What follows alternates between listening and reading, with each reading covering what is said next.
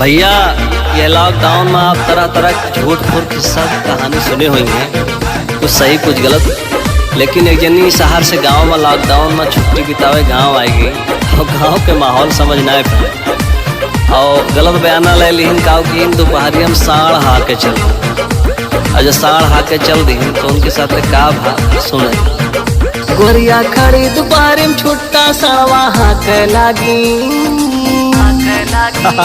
गोरिया खड़ी दोपहरी में छुट्टा सड़वा हाथ लागी 2 मिनट में हाथ लागी हो।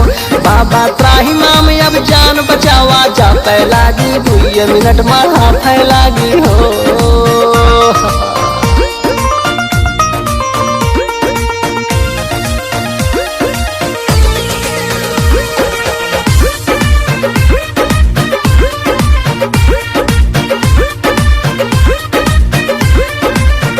सड़वा हुआए हुआए चिल्लाए हरियर खेत खाए फगुरा।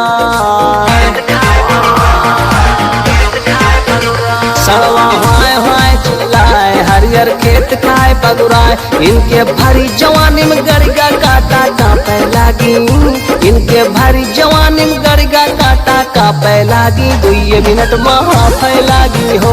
इनके भरी जवानी में गड़गा काटा कांपे लागी 2 मिनट में हाथ लागी हो।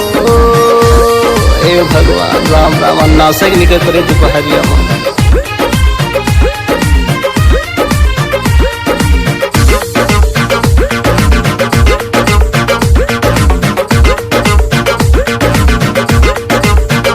गोरिया अगवा से भागावे सड़वा पिछवा घात लगावे। जैसे अगवा से भागावे वैसे पिछवा से घात लगावे। अंत में हार मान के दीवा करका झाके लागी अंत में हार मान के दीवा करका ताके लागी 2 मिनट में हाथ लागी हो। गोरिया भरी दोपहरी में छुट्टा सड़वा हाके लागी 2 मिनट में हाथ लागी हो। बाबा त्राही माम अब जान बचावा जाते लागी 2 मिनट में हाथ लागी हो।